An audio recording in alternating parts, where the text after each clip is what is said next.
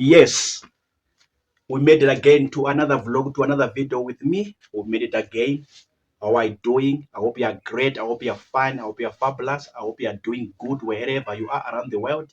My name is Kudzima Zero on this YouTube channel, where right now in this space, I'm going to continue on my Bulawayo series. Bulawayo series, my stories when I went to Bulawayo. Kwa Bulawayo. Kwa Bulawayo. When I went to Bulawayo, my stories, everything, the good, the bad, the ugly, the beautiful, the good, the bad, the ugly, the beautiful, everything I'm going to tell you right now. I'm going to disclose and dish you right in your face right now. So I saw something very, maybe amazing, maybe whatever. Uh, like I said, it was my second time to meet, mix, socialize, talk, discuss, and sit around Ndebele people in the Ndebele society or Ndebele community. Ndebele community, Ndebele society. This was my second time. The first one was when I was at the university in South Africa. The first time when I had a chance to see a Ndebele person, guy, or a girl, or whatever, Ndebele woman, Ndebele man. So now, this one was my second time in Bulawayo this year when I went. So, since I had a background in South Africa, whereby I was in South Africa for some time and I was mixing, mingling, talking, socializing with South Africans, Zulu, Xhosa, Venda, Sotho, whatever tribe, as long as South African, from from the university in South Africa. So now I had the proper chance now to meet with these Ndebele people, Ndebele women, Ndebele men. And when I was in Bulawayo, I saw like, these people, they're just similar to South Africans. So I'm going to talk from my personal experience. I'm going to say this from personally me, my personal experience, what I found out, what I realized, what I discovered, what I found out. Like, look at how they talk, how they behave, how they laugh, how they maybe walk, how they eat, their mindset, their mentality, their conversations, their dialogues with each other, how they do things socially, politically, economically, financially, emotionally, psychologically. I'm like, these guys, this brand of people or this set of people, they're just like South Africans. So this is what I saw, this is what I found out that Ndebele people, uh, they're just like South Africans. How they behave, how they talk, how they do things financially, economically, politically, socially, emotionally, psychologically, academically, intellectually. They're just like South Africans. So this is what I found out when I went to Bulawayo. And I could see a radical difference with us, the Shona people, us, the Shonas, that we are different.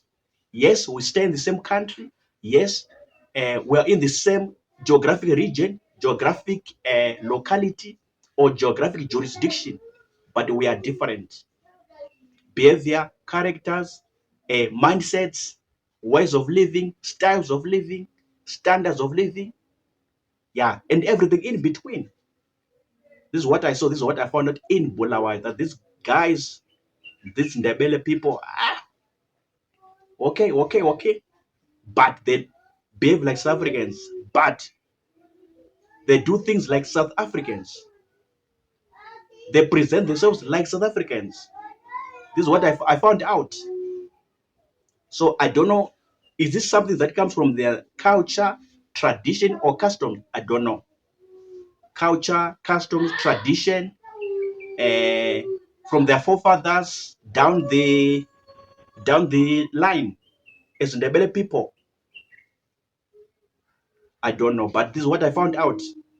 When you hear them speak, when you hear them talking to each other, when you see them eating, when you see them walking, laughing, when you see them chatting, when you see them eating, drinking, when you see them in the CBD in town, when you see them buying things or doing business, negotiating, marketing, communicating, what comes to your mind? Like what came to my mind, like these guys are just like South Africans. These guys are just like South Africans. So tell me your experience.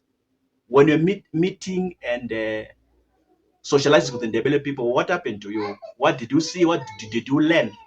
What did you realize or discover? Tell me your experience in the comment section down below, down there. Let's discuss. Let's talk about it. What did you learn? What did you see? What did you come to realize or discover when you're mixing and mingling, chatting, socializing, interacting with these beautiful Ndebele people, good Ndebele people? What did you see? What did you learn? For me, this is what I learned, that these guys, they're just like South Africans. They behave like South Africans across the Limpopo River, Limpopo border. Whether it's Venda, Sotho, Siswati, Xhosa, Zulu, Afrikaans, they're just the same people. They're just the same people. If you go back to history, history will tell you this African history. Will tell you that these guys, they came from across Limpopo. They came from there, from South Africa, back there in the years, back in the days. If you go to African history, if you consult, peruse, and read your African history, this is what it will tell you, that they came from South Africa. So me, with this understanding and knowledge, of course, I was surprised and shocked, but another part of me was not, because I knew from history that, okay, these people, these guys, this brand of people, this set of people, they came from South Africa. No wonder they're behaving like South Africans, talking, behaving, communicating, their mindsets, everything in between, just like South Africans. So this is what I saw. This is what I found out when I was in Bulawayo in January, in February. Thank you so much for listening. What are your comments? Anything, drop it in the comment section. Let's talk about it. Let's talk about it. I'm signing out now. Sharp.